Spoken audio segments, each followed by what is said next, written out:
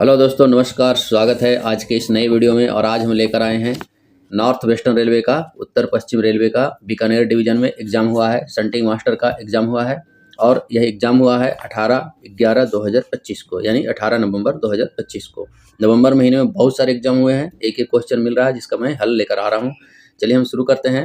यह जो क्वेश्चन का लेवल है इसमें बहुत ही हाई है और इसमें जो इस्टेब्लिशमेंट के क्वेश्चन 20 क्वेश्चन पूछे गए हैं वो भी बहुत ही इंपॉर्टेंट हैं।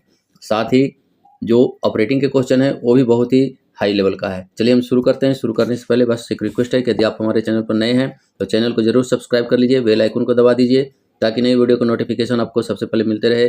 साथ ही वीडियो को लाइक करें, दोस्तों के साथ शेयर करें और कमेंट करना न भूलें। जहाँ भी डाउट लगता है ज़रूर आप कमेंट बॉक्स में लिखें। साथ ही हाई बटन दबाकर मुझे सपोर्ट करें। जो भी इंस्ट्रक्शन है इंस्ट्रक्शन को ज़रूर अच्छी तरह से पढ़ें। इसमें भी निगेटिव मार्किंग है। 10 जो है हमेशा जैसा कि राजभाषा का रहता है वो राजभाषा का प्रश्न है, 100 अंक है। और 1/3 जो है इसमें भी निगेटिव मार्किंग है। चलिए हम सीधा प्रश्न के ऊपर आते हैं। प्रश्न का लेवल जो है बहुत ही हाई है। चलिए शुरू करते हैं। सामान्य नियमों के अनुसार शंटिंग की सही परिभाषा क्या है? तो शंटिंग की परिभाषा पूछा गया है जो कि कोच को वैगन को जोड़ना, अलग करना या एक लाइन से दूसरी लाइन पर लेकर जाना होता है। तो यहाँ जो आंसर होगा वो ऑप्शन बी हो जाएगा, अटैचिंग, डिटैचिंग और transferring vehicle from one line to other line. यह जो है शंटिंग की परिभाषा, आंसर ऑप्शन बी है। Next question number 2। निम्न में कौन सा अस्थिर सिग्नल है, फिक्स्ड सिग्नल है? फिक्स्ड सिग्नल पूछा गया है कि कौन सा जो है वो फिक्स्ड सिग्नल है। Hand signal, detonator signal, home signal, whistle code. इसमें जो है होम सिग्नल वो एक फिक्स्ड सिग्नल है। आंसर ऑप्शन सी है। आंसर ऑप्शन सी है, home signal. Next question number 3। वह स्टेशन जहां ट्रेनें क्रॉस या ओवरटेक हो सकती है क्या कहलाता है? तो ब्लॉक हट, नॉन ब्लॉक हट, ऐसे लिखा है। Non block station, block B class station और ब्लॉक स्टेशन। तो देखिए यहाँ ए और बी तो बिल्कुल नहीं होगा, दो तीसरा और चौथा हो सकता है। उसमें से ब्लॉक स्टेशन जो है वो जहाँ की क्रॉसिंग नहीं भी हो सकता है। सी क्लास स्टेशन का भी ब्लॉक स्टेशन हो सकता है, इसलिए यहाँ जो है बी क्लास स्टेशन है उसमें होगा। आंसर ऑप्शन सी है। Next question number 4। भारतीय रेल के सामान्य नियमों के अनुसार ब्रॉड गेज पर रुकी हुई ट्रेन की सुरक्षा हेतु पहला और तीनों डिटोनेटर कहाँ लगाए जाएंगे? 4 जो है स्टैंडर्ड जो इसके लिए प्रोविजन है वो पूछा गया है। तो 4 पटाखे लगाकर जो किया जाता है प्रोटेक्शन, उसके बारे में पूछा गया है। तो पहला पटाखा 600 पर, दूसरा जो है 1200 पर और 2 और पटाखे जो लगेगा वो 10-10 मीटर की दूरी पर लगेगा, यानी 1200 पर जो है 3 पटाखे। तो यहाँ जो आंसर जो हो जाएगा ऑप्शन बी हो जाएगा। रुकी ट्रेन से 600 मीटर पर पहला और 1200 मीटर पर 3 पटाखे, जिसमें जो है तीनों लगभग 10-10 मीटर की दूरी पर होगा। आंसर ऑप्शन बी है। Next question number 5। हरी झंडी को धीरे धीरे बाएं दाएं हिलाने का अर्थ है। हरी झंडी है उसको जो है बाएं दाएं जो है धीरे धीरे हिला रहा है। तो इसमें क्या होता है कि यह जो है सिग्नल देने वाले की ओर जो है वो उसको बढ़ने का अधिकार दे रहा है, बढ़ने का बता रहा है। तो इसके लिए जो है आंसर हो जाएगा कि शंटिंग जो है उसको करने का, शुरू करने का जो है वो इशारा कर रहा है। आंसर ऑप्शन डी होगा। Next question number 6। शंटिंग के दौरान आप एक हैंड ऑपरेटेड पॉइंट सेट कर रहे हैं। लीवर बदलने पर स्विच रेल स्टॉक रेल से कसकर नहीं लग रही है, सही कार्यवाही क्या होगा? यानी जो है पॉइंट में जो है गैप आ रहा है, तो उसमें पर क्या किया जाएगा? तो पॉइंट को खराब माना जाएगा और स्टेशन मास्टर को रिपोर्ट करेगा या फिर क्लैंप लगा करके और फिर उसको संचालन किया जाएगा। यहाँ जो आंसर होगा वो पॉइंट को खराब माने और जो उस पर जो है संचालन उसको रोक दें और स्टेशन मास्टर को रिपोर्ट करें। Treat the point as defective, stop movement and report to station master. Answer option C होगा। Next question number 7। शंटिंग के लिए कोई पॉइंट बदलने के पहले सबसे आवश्यक सुरक्षा जांच क्या है? मतलब कि शंटिंग किया जा रहा है तो पॉइंट अगर बदला जा रहा है तो उसके जो है बदलने से पहले क्या सुनिश्चित करना जरूरी है? पॉइंट लीवर का रंग देखना गलत है। यह सुनिश्चित करना कि कोई वाहन फॉलिंग मार्क या पॉइंट पर फॉल ना कर रहा हो, यही सही है। सिग्नल मैन से लाइन ब्लॉक करवाना, कपलिंग की कसावट देखना। यहाँ जो है आंसर ऑप्शन बी हो जाएगा। यह सुनिश्चित करना कि कोई वाहन फॉलिंग मार्क या पॉइंट पर फॉल ना कर रहा हो। आंसर ऑप्शन बी है। Next question number 8। ओएचई के नीचे शंटिंग करते समय कौन सी सावधानी अनिवार्य है? ओएचई है और उसके नीचे जो है शंटिंग किया जा रहा है, तो इस बात का पूरी तरह से ध्यान रखना जाना चाहिए कि किसी भी वाहनों पर कोई नहीं चढ़ना चाहिए। लाइव जो वायर है उससे जो है सुरक्षित दूरी बनाए रखना चाहिए। आंसर ऑप्शन बी है। यहाँ staff must not climb on vehicles, maintain clearance from live wire. किसी भी वाहनों पर नहीं चढ़ना चाहिए और लाइव वायर से दूरी, सुरक्षित दूरी बनाए रखना चाहिए। आंसर ऑप्शन बी है। नेक्स्ट क्वेश्चन नंबर 9, GNSR 5.1 के अनुसार शंटिंग, किसी भी शंटिंग को शुरू करने के लिए कौन सा लिखित प्राधिकार आवश्यक है? तो शंटिंग का अथॉरिटी क्या होता है? T806 होता है। आंसर ऑप्शन बी है T806। नेक्स्ट क्वेश्चन नंबर 10, ब्रेकवैन के बिना वैगन पुश करते समय अधिकतम गति। तो ब्रेकवैन के साथ रहता है और यहाँ क्या कहा जा रहा है कि ब्रेकवैन नहीं है और उसके बिना जो है पुश किया जा रहा है, तो उसमें पर जो गति है वो अधिकतम गति 8 kmph होता है। आंसर ऑप्शन बी है। Next question number 11, under which rule shunting near level crossing is defined. Level crossing के पास जो है शंटिंग किया जा रहा है, तो उस वह जो है शंटिंग का नियम किस में दिया गया है? यह जो है 5.17 में इसके बारे में दिया गया है। 5.17 GR 5.17 इसमें जो है लेवल क्रॉसिंग के पास जो है शंटिंग का जो बारे में उसका डिटेल्स दिया गया है। आंसर ऑप्शन बी है। 3.47 में क्या है? तो use of fixed signal for shunting. दूसरा है 409, यह कॉशन ऑर्डर है। और 6.02 जो रहता है वो एबनॉर्मल वर्किंग से संबंधित रहता है। Next question number 12, shunting limit board का उद्देश्य क्या है? शंटिंग लिमिट जो बोर्ड रहता है उसका क्या उद्देश्य है, वो क्या बताता है? तो जहाँ तक शंटिंग करना है उसकी जो है अधिकतम सीमा को वह दर्शाता है।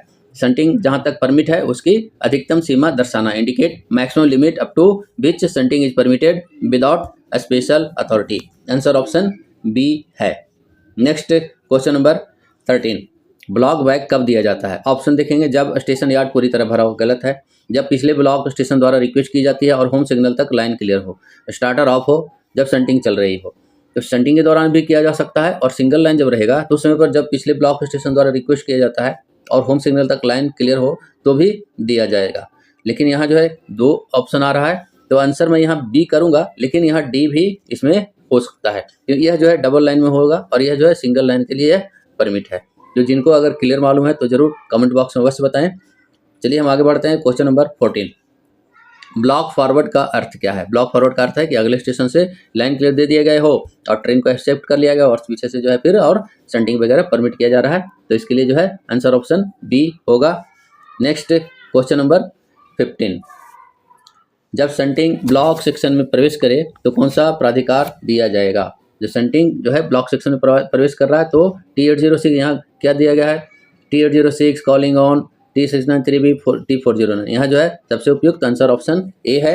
T806 देकर और शंटिंग किया जाएगा। Next question number 16, OHE section में शंटिंग करते समय कोई भी कर्मचारी वैगन ऑब्लिक इंजन पर नहीं चढ़े। यह GNSR के किसमें? GR में दिया गया है। GR का नंबर पूछा गया है कि किस नियम में दिया गया है। तो OHE जो है वो किस चैप्टर में है? तो 17 नंबर चैप्टर में है। तो हम याद रख सकते हैं कि 17 नंबर चैप्टर में है, तो हम आंसर यह क्या हो जाएगा? आंसर ऑप्शन ए हो जाएगा 17.05, क्योंकि 17 चैप्टर में ही इलेक्ट्रीफाइड सेक्शन के बारे में GNSR में है, तो इसके लिए आंसर ऑप्शन ए है। नेक्स्ट क्वेश्चन नंबर 17, शंटिंग के दौरान पॉइंट सही सेट है यह सुनिश्चित करने की जिम्मेदारी किसकी है? यह जो है जो स्टेशन मास्टर के सुपरविजन में जो पॉइंट्समैन रहता है उसकी यह जिम्मेदारी है कि वह देखेगा कि पॉइंट जो है सही तरीके से सेट है। आंसर ऑप्शन सी है। नेक्स्ट क्वेश्चन नंबर 18, किसी ट्रेन के अंतिम वाहन पर रात में टेल लैंप किस रंग का दिखना चाहिए? यह जो है रेड का होता है। आंसर ऑप्शन सी है, लाल कलर का होना चाहिए। नेक्स्ट क्वेश्चन नंबर 19, यदि टेल लैंप उपलब्ध न हो अंतिम वाहन पर अस्थायी रूप से क्या लगाया जा सकता है? यह जो है लोकल हो सकता है कि वहाँ कुछ अलग से सर्कुलर दिया गया हो, लेकिन सेंट्रल रेलवे में तो यह नहीं है। सेंट्रल रेलवे में जो है टेल लैंप ही लगाया जाएगा।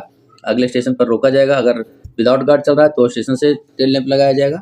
लेकिन यहाँ जो है आंसर मैं करता हूँ कि टेल लैंप जो है वो tell board with reflector, red reflector के साथ होना चाहिए, क्योंकि इसमें जो है सबसे उपयुक्त तो वही लग रहा है, क्योंकि मार्कर लैंप नहीं हो सकता है, सफ़ेद लैंप नहीं हो सकता है, केबिन इंडिकेशन नहीं हो सकता है। यहाँ जो आंसर जो होगा वो लाल रिफ्लेक्टर वाला tail board with red reflector. Answer option B है।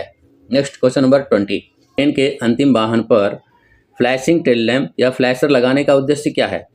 तो यहाँ जो है ऑप्शन देखेंगे, ट्रेन लंबाई दर्शाने हेतु, ट्रेन के अगले ट्रेन के लोको पायलट को चेतावनी देने हेतु, कोहरे या रात में अंतिम वाहन की दृश्यता बढ़ाना, गति की दिशा दर्शाने हेतु। तो यहाँ जो है सबसे उपयुक्त क्या है? आंसर ऑप्शन सी है कि कोहरे में या रात में अंतिम वाहन जो लास्ट व्हीकल है उसकी विजिबिलिटी को बढ़ाना। आंसर ऑप्शन सी है।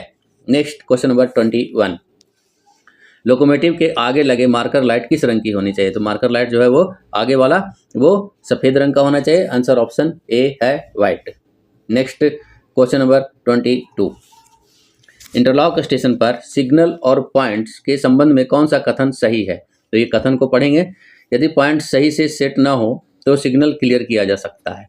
दूसरा है, पॉइंट और सिग्नल एक दूसरे से स्वतंत्र रूप से काम करते हैं। तीसरा है, यदि कोई दूसरा रूट पहले से लॉक है तो किसी ट्रेन के लिए रूट सेट नहीं किया जा सकता और सिग्नल क्लियर नहीं किया जा सकता, जिससे सुरक्षा सुनिश्चित होती है। लास्ट है, धीमी गति होने पर शंटिंग इंटरलॉकिंग नियमों को बाईपास कर सकते हैं। यहाँ जो है आंसर क्या है? आंसर ऑप्शन सी है, a route can not be set and signal clear for a train if it conflicts with another route already locked ensuring safety. यदि कोई दूसरा रूट पहले से लॉक है तो किसी ट्रेन के लिए रूट सेट नहीं किया जा सकता है और सिग्नल को क्लियर नहीं किया जा सकता है, जिससे कि सुरक्षा सुनिश्चित होती है। आंसर ऑप्शन सी है। Next question number 23, falling mark का उद्देश्य क्या है? तो फॉलिंग से सीधा पता चल रहा है कि फॉल यानी कि वजह की दूसरी लाइन को फॉल ना करे, यही जो है उसके फॉलिंग मार्क का है। तो यहाँ हो जाएगा आंसर ऑप्शन सी कि उस स्थान को दर्शाना जहाँ पर वाहन पास की लाइन को फॉल नहीं करना चाहिए। To indicate the position on a track beyond which no vehicle should fall on adjacent line. Answer option C है। नेक्स्ट क्वेश्चन नंबर 24, ऐसी ट्रेन जिसे तुरंत चलाने की आवश्यकता नहीं है उसे कहाँ स्टेबल करना चाहिए? तो उसे जो है दिया गया running line, non running line, sick line, main line. तो इसे जो है नॉन रनिंग लाइन पर जो है उसको स्टेबल किया जाना चाहिए। आंसर ऑप्शन बी है। Next question number 25, non running line या सिक लाइन पर लोडेड रेक को स्टेबल करते समय सुरक्षित करने की प्रक्रिया क्या है? तो देखेंगे ऑप्शन, केवल हैंड ब्रेक लगाना चाहिए, केवल टेल लैंप दिखाएं, उचित वाहनों पर हैंड ब्रेक लगाएं, पहिए के नीचे लकड़ी के उड़ीद वेजेज लगाएं, जरूरत पड़ने पर चेन लगाएं ताकि मूवमेंट रोका जा सके और फॉलिंग मार्क का उल्लंघन ना हो। यह जो है आंसर ऑप्शन सी है। ये सारी चीजें, सारी प्रक्रिया जो है स्टेबल करते समय किया जाना चाहिए। आंसर ऑप्शन सी है। नेक्स्ट क्वेश्चन नंबर 26, बाधित लाइन पर गाड़ी प्राप्त करते समय हैंड सिग्नल बाधा से डैश मीटर की दूरी पर दिखाया जाना चाहिए। तो हैंड सिग्नल जो 45 मीटर की दूरी पर दिखाया जाना चाहिए। आंसर ऑप्शन बी है, 45 मीटर। नेक्स्ट क्वेश्चन नंबर 27, रोक सिग्नल के नीचे स्थित शंटिंग सिग्नल का सामान्य पहलू क्या है? मतलब किसी रोक सिग्नल के नीचे शंट सिग्नल लगा है तो नॉर्मल पोजीशन में उसके क्या होगा? उसमें कोई लाइट नहीं होगा। आंसर ऑप्शन ए है, no light. Next question number 28, SWR घोषणा कितने दिनों की छुट्टी या अनुपस्थिति में बाद में दिया जाना चाहिए? तो यह जो है 15 दिन से अधिक कोई अनुपस्थित रहता है या छुट्टी पर रहता है तो उसके बाद जो है उसको SWR में डिक्लेरेशन किया जाना चाहिए। आंसर ऑप्शन बी है। नेक्स्ट क्वेश्चन नंबर 29, SWR में अधिकतम कितनी बार सुधार की अनुमति है? तो 5 सुधार तक अनुमति है, 5 वर्ष और 5 सुधार। तो आंसर ऑप्शन बी है, 5 ईयर्स। आंसर ऑप्शन बी है। नेक्स्ट क्वेश्चन नंबर 30, निम्नलिखित में किस वैगन का उपयोग ऑटोमोबाइल लोडिंग के लिए किया जाता है? तो ऑटोमोबाइल जो है NMG में किया जाता है। आंसर ऑप्शन सी है, new modified goods NMG। Next question number 31, terminal station से मेडिकल रिलीफ ट्रेन कितने समय के भीतर निकल जाने चाहिए? तो टर्मिनल स्टेशन है, इसका अर्थ है कि जो है वो सिंगल एग्जिट रहेगा। तो सिंगल एग्जिट में का कितना होता है? तो 20 मिनट होता है। आंसर ऑप्शन ए है, 20 मिनट्स। और डबल एग्जिट तो 15 minute. Next question number 32, train parting को दर्शाने के लिए विशल कोड क्या है? तो ट्रेन पार्टिंग बताया पहले भी वीडियो में कि लंबी गाड़ी छोटी होगी, लंबी गाड़ी छोटी हो गई तो लंबी थी वो छोटी हो गई, लंबी थी वो छोटी हो गई। आंसर ऑप्शन डी है, long short, long short. Next question number 33, shunting के दौरान किसके बदले में वॉकी टॉकी का प्रयोग वर्जित है? तो शंटिंग के दौरान जो शंटिंग ऑर्डर के लिए हाथ सिग्नल और के लिखा है signal post telephone, shunting order और उपयुक्त में से कोई नहीं। तो शंटिंग ऑर्डर के बदले जो है वॉकी टॉकी का प्रयोग नहीं किया जाएगा, शंटिंग ऑर्डर दिया ही जाएगा। आंसर ऑप्शन सी है, तभी शंटिंग किया जाएगा। नेक्स्ट क्वेश्चन नंबर 34, WGACCN क्या है? WGACCN यह जो है AC 3 टियर जो कोच है उसका यह कोड है। आंसर ऑप्शन बी है, AC 3 टियर। W से क्या होता है? यह वेस्टिब्यूल होता है, वेस्टिब्यूल। और G से self generated, self generated. AC तो AC है, वो AC एयर कंडीशन। और CN का अर्थ है कि 3 tier sleeper. Answer option B है, AC 3 टियर। नेक्स्ट देखेंगे स्लीपर का WGSCN होता है, और जब LHB आ रहा है तो LHB में LWSCN होता है, और जो चेयर कार है उसका AC का है तो CC होता है, और नॉन AC का है तो 2S होता है, और सेकंड AC का LWACCW होता है। ये उसके लिए जब LHB है, और जब LHB नहीं है तो WACCW होगा। आंसर ऑप्शन यहाँ जो है WGACCN या जो है क्या हो जाएगा, AC 3 टियर के लिए है। आंसर ऑप्शन B है। नेक्स्ट लेंगे question number 35। Box and wagon है। बॉक्स एंड वैगन कैसा है? यह एक ओपन वैगन है, खुला वैगन है। आंसर ऑप्शन B है। Next question number 36। रात के समय जितना संभव हो उतना ऊंचा और जितना संभव हो उतना नीचा सफ़ेद रोशनी लहराना किसका सूचक है? यानी जितना लंबा हो सके, ऊंचा हो सके, और जितना नीचा हो सके उतना जो है कोई व्यक्ति, कोई रेल कर्मचारी अगर सफ़ेद रोशनी बता रहा है तो इसका अर्थ क्या है? इसका अर्थ है कि ट्रेन पार्टिंग। दिन में हरी झंडी रहता है और रात में सफ़ेद बत्ती रहता है। तो आंसर ऑप्शन यहाँ जो है ए हो जाएगा, train parting. Answer option A है। ध्यान रखना है कि दिन में हरी झंडी को सेम कंडीशन में दिखाना है, सबसे जितना हो सके ऊंचा और जितना हो सके नीचा, और रात में सफ़ेद बत्ती। Next question number 37। Axle box का उभार, रोलर बेरिंग में दरार, धातु की आवाज़, धुआं, लाल गर्म आग, ये लक्षण है। ये सभी लक्षण किसके हैं? ये सभी जो है वो हॉट एक्सल के लक्षण है। आंसर ऑप्शन सी है, hot axle. Next question number 38। जब भी वैगन को स्थिर किया जाता है तो उन्हें संख्या में स्किट्स द्वारा सुरक्षित किया जाएगा, यानी नंबर ऑफ वुडन वेजेज। अभी तो स्किट्स बंद हो गया, यानी कि वुडन वेजेज कितने लगाए जाएंगे? तो 4 वुडन वेजेज लगाए जाते हैं, 2 आगे और 2 पीछे। आंसर ऑप्शन ए है, 4। Next question number 39। जब भी वैगनों को रनिंग लाइन में खड़ा किया जाता है तो उन्हें सुरक्षा श्रृंखलाओं यानी चेन से, वो है सेफ्टी चेन की बात किया गया है, सेफ्टी चेन द्वारा सुरक्षित किया जाएगा। तो उसमें जो है 2 सेफ्टी चेन लगाना अनिवार्य है। आंसर ऑप्शन सी है, 2 safety chain. Next question number 40।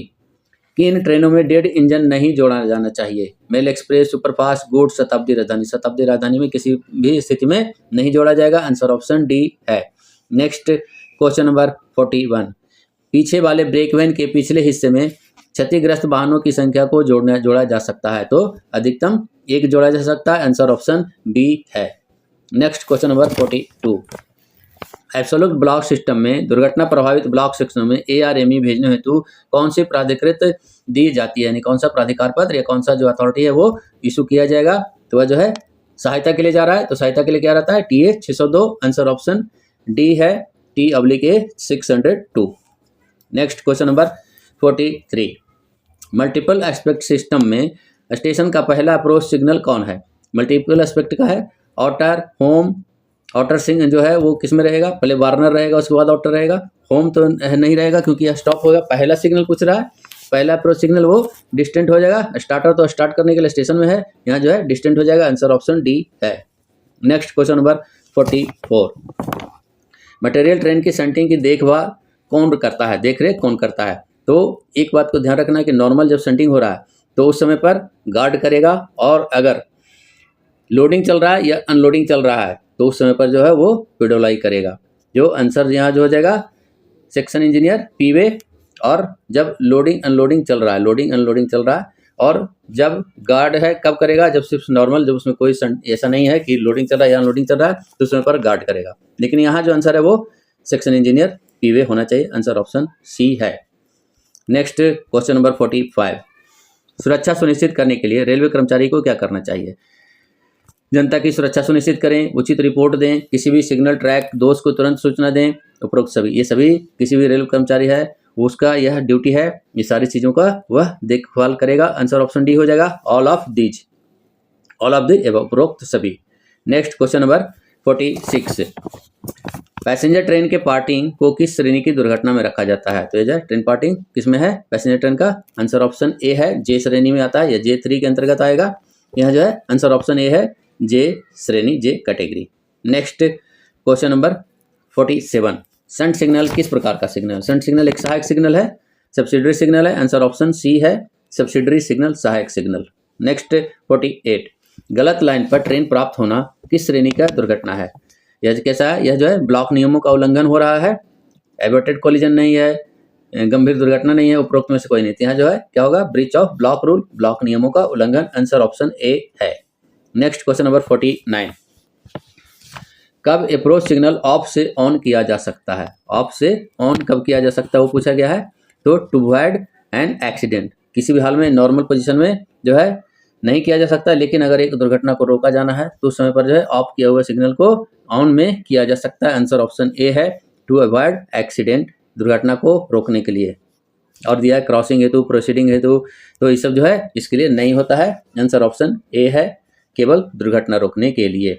Next question number 50, कौन सा सिग्नल ऑन स्थिति में ट्रेन को पास करने की अनुमति देता है? तो ऑप्शन देखेंगे, होम, स्टार्टर, रिपीटिंग सिग्नल और लास्ट स्टॉप सिग्नल। तो यहाँ क्या हो जाएगा, रिपीटिंग सिग्नल को ऑन स्थिति में पार करने की अनुमति है, डायरेक्ट आंसर ऑप्शन सी है।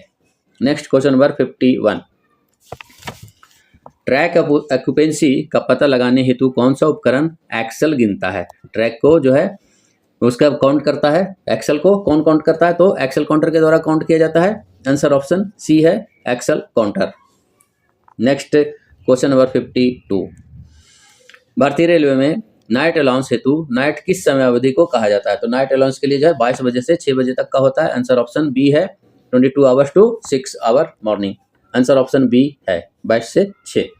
नेक्स्ट क्वेश्चन नंबर 53, सीबीसी का पूरा नाम क्या है? देखिए सीबीसी का पूरा नाम सेंटर बफर कपलिंग नहीं होता है। एक बात का ध्यान रखना है, पूरी तरह से सेंटर बफर कपलिंग दिया गया है। यहाँ जो आंसर ऑप्शन डी होगा, सेंटर बफर कपलर ही होगा। ध्यान रखना है, centre buffer coupler, coupler coupler coupling नहीं लिखना है, कपलर करना है। यहाँ मैं आंसर ऑप्शन डी कर रहा हूँ, सेंटर बफर कपलर, यहाँ इनमें से कोई नहीं। Next question number 54, hot axle वाली गाड़ी को किस लाइन पर लिया जाता है? तो हॉट एक्सल वाली गाड़ी को सिर्फ और सिर्फ मेन लाइन पर लिया जाएगा। आंसर ऑप्शन बी है, main line. Next 55, BLCA oblique BLCB container rake में अधिकतम कितने वैगन होते हैं? तो BLCA और BLCB का जो रहता है वो कंटेनर का रेक रहता है, और 5 का 1 यूनिट रहता है, 5 वैगन का 1 यूनिट रहता है, 5 वैगन का 1 यूनिट, और इसमें जो है टोटल 9 यूनिट रहता है। तो 9 यूनिट का कितना हो जाएगा, 45 वैगन हो जाएगा। जिसमें एक बात का और ध्यान रखना है कि BLCA का 2 वैगन रहता है और BLCB का 3 वैगन रहता है। इससे भी क्वेश्चन पूछा जाता है, इसलिए मैं आपको बता रहा हूँ।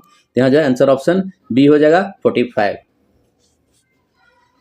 नेक्स्ट क्वेश्चन नंबर 56, पास PTO रोकना किस श्रेणी का दंड है, किस दंड श्रेणी में आता है? यह जो है माइनर पेनल्टी के अंतर्गत आता है। आंसर ऑप्शन बी है, माइनर पेनल्टी, छोटी शास्ति। नेक्स्ट क्वेश्चन नंबर 57, यात्रियों की ट्रेन के लिए ओरिजिनेटिंग स्टेशन पर BP कितना होना चाहिए? ब्रेक पावर जो है वो 100% होना चाहिए। आंसर ऑप्शन सी है, 100%, 100%। नेक्स्ट क्वेश्चन नंबर 58, अवरोधित लाइन पर ट्रेन लेने हेतु कौन सा सिग्नल प्रयोग किया जाता है? तो कॉलिंग ऑन सिग्नल का प्रयोग जो है वो अवरोधित लाइन पर, ऑब्स्ट्रक्टेड लाइन पर जो है, ब्लॉक्ड लाइन पर गाड़ी को रिसीव करने के लिए होता है। आंसर ऑप्शन बी है, calling on. Next question number 59, mail express train में SLR के पीछे अधिकतम कितने कोच लगाए जा सकते हैं? जिसमें जो है अधिकतम 2 कोच लगाए जा सकते हैं। आंसर ऑप्शन सी है। नेक्स्ट क्वेश्चन नंबर 60, किस क्लास C ODC को ROB और टनल वाले सेक्शन में ले जाना है? किसी C क्लास का ODC है और उसको जो है ROB और टनल वाले सेक्शन में ले जाना है, तो अधिकतम गति विशेष आदेश ना हो तो क्या होगी? तो कितना हो जाएगा? तो 25 kmph होता है। आंसर ऑप्शन सी है। हो सकता है अगर वहाँ का कोई स्पेशल इंस्ट्रक्शन होगा तो उसके लिए जो है चेंज हो सकता है, कम हो सकता है, लेकिन नॉर्मल जो है वो 25 kmph। Next question number 62, ODC wagon के लिए संटिंग की इनमें से क्या अनुमति नहीं है? ODC वैगन है और उसके संटिंग के समय इसमें से क्या अनुमति नहीं है वो पूछा गया है। यहाँ जो है देखेंगे, गति नियंत्रित करने के लिए ब्रेक वाहन का उपयोग करना, स्टेशन मास्टर, संट मास्टर द्वारा हाथ सिग्नल का प्रयोग करना, किक संटिंग या लूज संटिंग, बफर से बफर प्लेसमेंट। यहाँ जो है किक संटिंग या लूज संटिंग जो है, इसको फ्लाई संटिंग जो नहीं किया जाएगा, बिल्कुल नहीं किया जाएगा। आंसर ऑप्शन सी है। Next question number 62, speed of A class ODC, A class ODC की गति पूछा गया है। तो ए क्लास ODC की जो गति होती है वो सेक्शनल स्पीड होता है। हो सकता है कि उस जोन में 75 पर उसको जो है फिक्स कर दिया गया हो, लेकिन ए क्लास का होता है sectional speed, sectional speed, normal जिसे कह सकते हैं, नॉर्मल, या कोई कॉशन ऑर्डर चला तो उसको फॉलो करेगा। बी क्लास का कितना होता है? बी क्लास का 40 होता है और सी क्लास का 25 होता है।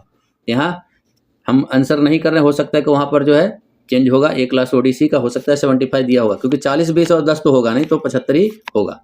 चलिए हम आगे बढ़ते हैं। नेक्स्ट क्वेश्चन नंबर 63, ओएचई क्षेत्र में ओडीसी वैगन का संडिंग करते समय कौन सी सावधानी अनिवार्य है? तो यह जो है पूछा जा रहा है कि ओडीसी है और ओएचई का रीजन है, ओएचई का जो क्षेत्र है उसमें क्या क्या सावधानी लिया जाना चाहिए। ओएचई एरिया में जो है इंश्योर करना है कि कोई भी पार्ट ओडीसी का जो है जो इलेक्ट्रिकल क्लियरेंस है ओएचई का, उससे जो है उसके संपर्क में नहीं आना चाहिए। तो इसमें जो आंसर ऑप्शन बी हो जाएगा, ensure no part of ODC comes within prescribed electrical clearance of OHE. Answer option B है।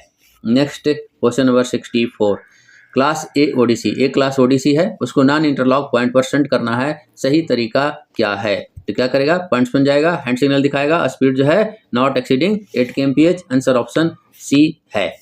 Next question number 65, C class ODC के इंजीनियरिंग एक्सपर्ट ने एक लूप को आगे कम से कम एफओबी क्लियरेंस के कारण आगे का मूवमेंट रोक दिया है, ऐसे में को क्या करना चाहिए? ये जो है क्लियरेंस जो है उसको जो वो रोक दिया है, क्लियरेंस जो है लग रहा है कि टच होगा, तो उस समय पर क्या किया, रोक दिया है, तो उसको क्या करना है कि स्कॉट का जो है आदेश उसको मानकर और आगे का मूवमेंट नहीं करना है, उसको जो है ध्यान देना है।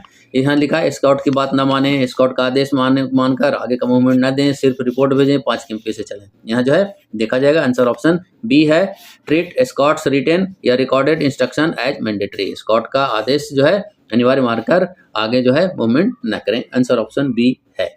नेक्स्ट क्वेश्चन नंबर 66, किसी रेल कर्मचारी के एलएपी की अधिकतम संचयी सीमा कितना है? एलएपी कितना जमा किया जा सकता है? तो 300 दिन। आंसर ऑप्शन बी है।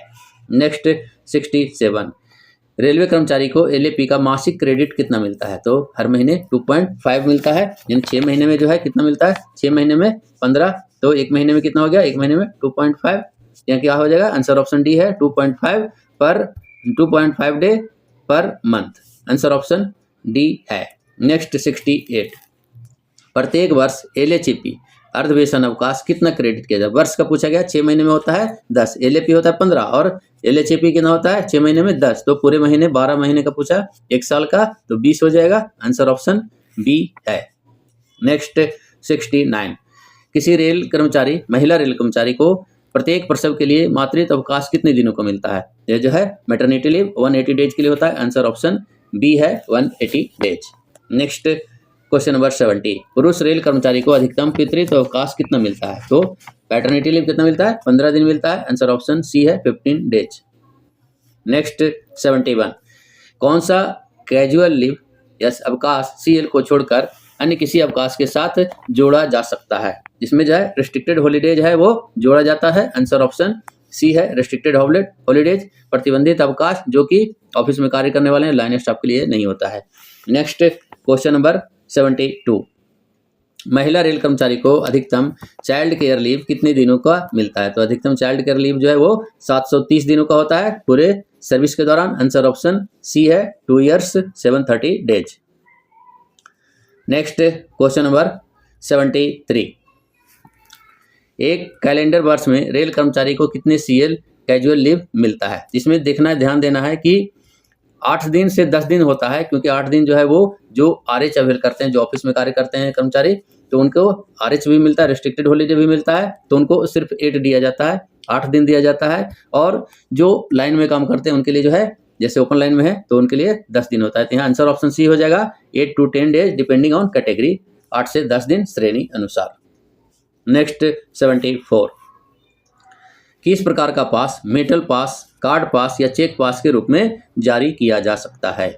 तो यह जो है ड्यूटी पास है, उसे मेटल पास, कार्ड पास और चेक पास के रूप में जारी किया जाता है। मेटल पास जो है वो बोर्ड के मेंबर रहते हैं, जीएम रहते हैं, या फिर एसएजी जेएजी के जो अधिकारी रहते हैं उनको मिलता है।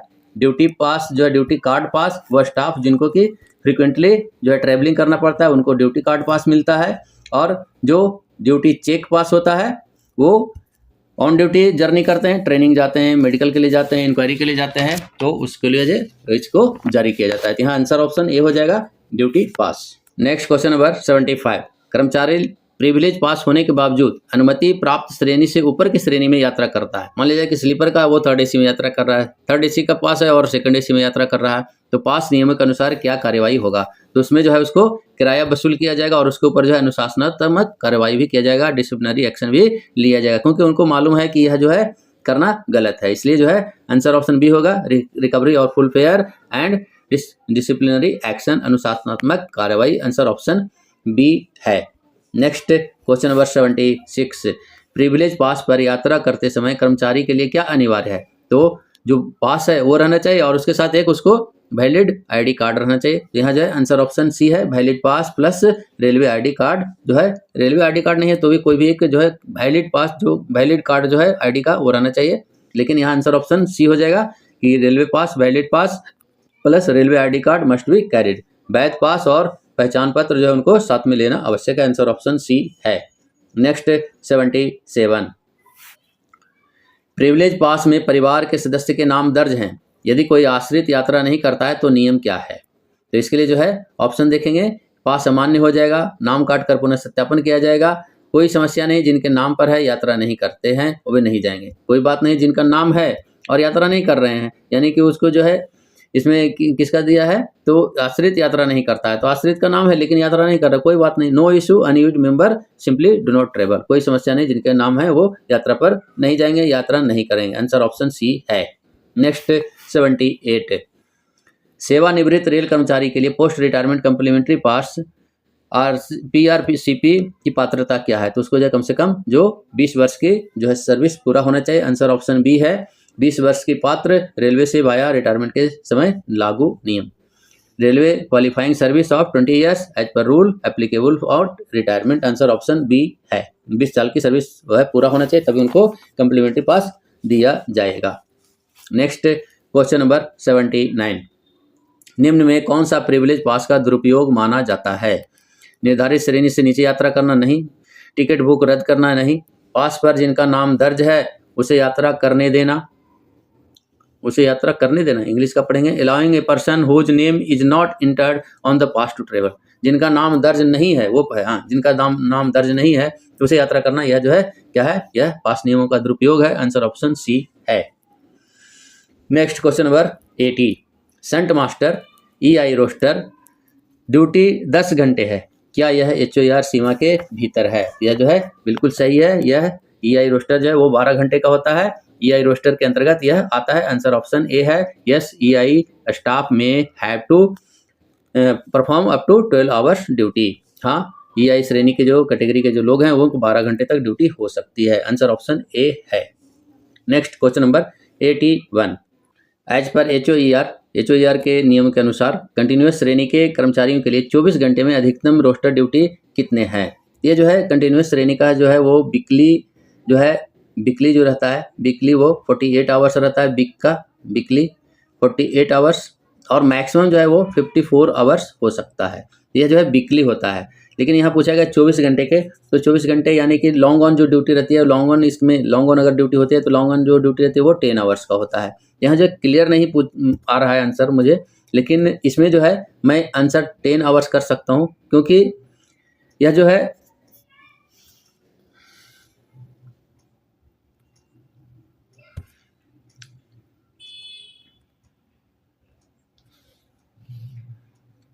लेकिन अगर किन्हीं को इसके बारे में करेक्ट मालूम है तो ज़रूर आप जो है कमेंट बॉक्स में अवश्य बताएं 81 नंबर का क्वेश्चन, क्योंकि मैं इसे क्लियर मैं नहीं हूँ, कंफर्म नहीं हूँ और क्वेश्चन ही मुझे कंफर्म नहीं कर रहा है। ऐसे बोले तो 12 घंटे भी ड्यूटी हो सकती है, लॉन्ग ऑन ड्यूटी जो है वो 10 घंटे होती है, तो इसके लिए जो है आपको ध्यान रखना है, और अगर किन्हीं को इसका करेक्ट आंसर मालूम है तो ज़रूर कमेंट बॉक्स में अवश्य बताएं। चलिए हम आगे बढ़ते हैं।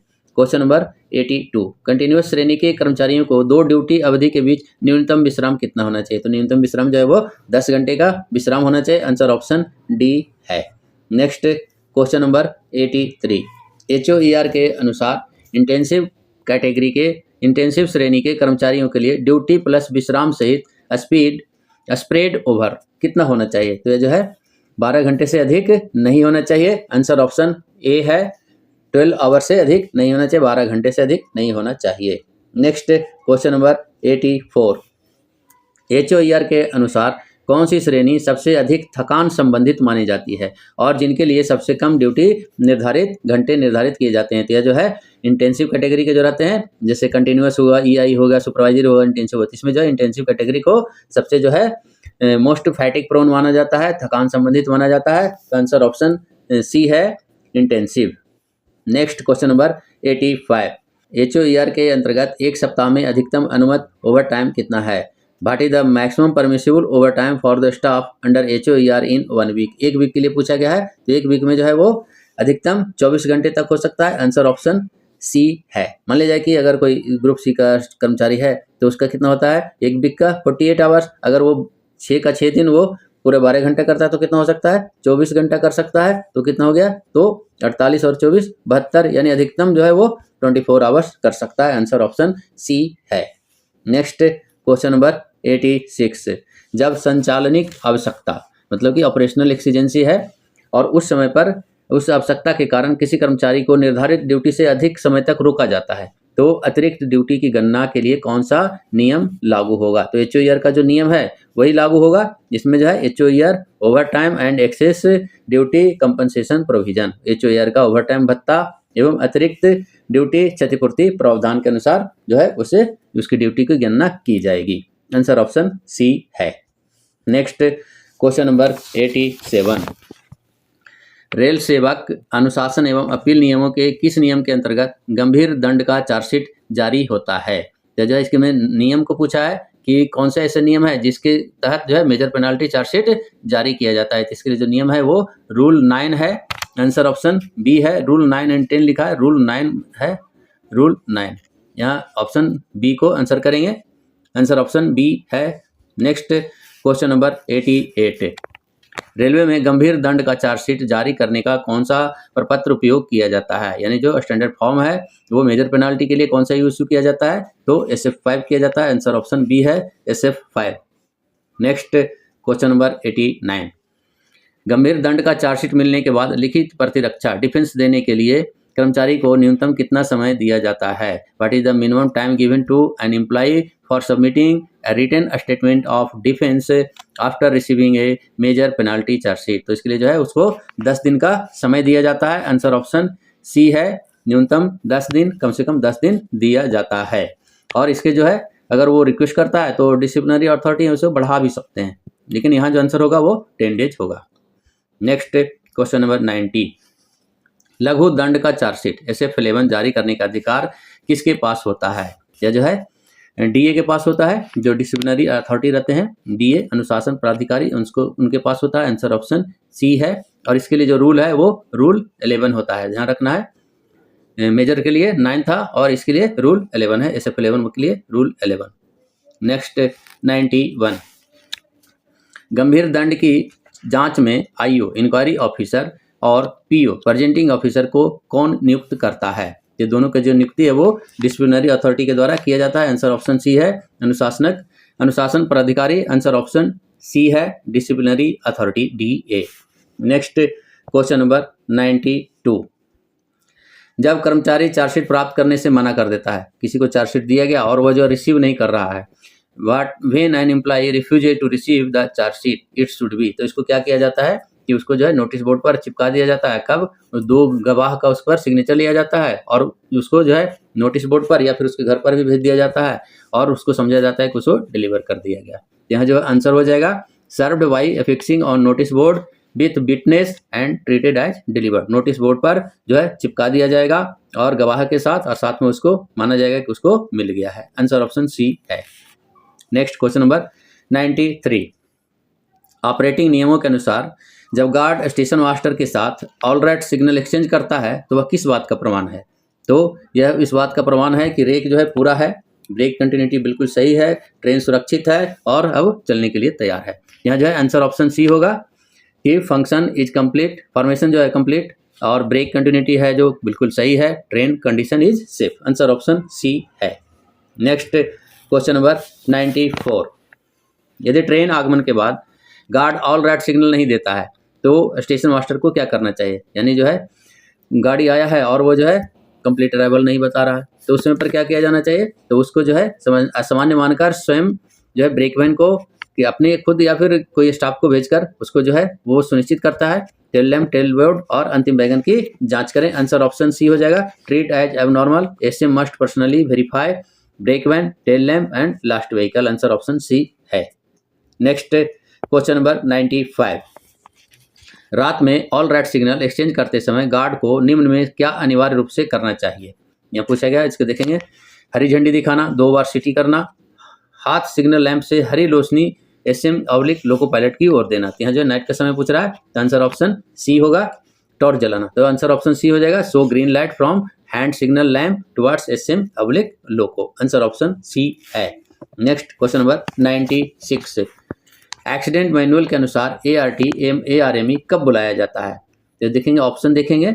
इसमें ऑप्शन मामूली खराबी बिल्कुल गलत है। ट्रैक रोलिंग स्टॉक प्रभावित होने या हानि ऑब्लिक चोट होने पर, any accident affecting track rolling stock और कॉजिंग इंजुरी डेथ। एसएम की इच्छा से केवल डिरेलमेंट। यहाँ जो आंसर ऑप्शन बी हो जाएगा। Any accident affecting track rolling stock और causing injury oblique death. Track rolling stock प्रभावित होना या फिर हानि या चोट होने पर जो है ARME ART जो है ऑर्डर किया जाएगा, उसको भेजा जाएगा। Next question number 97।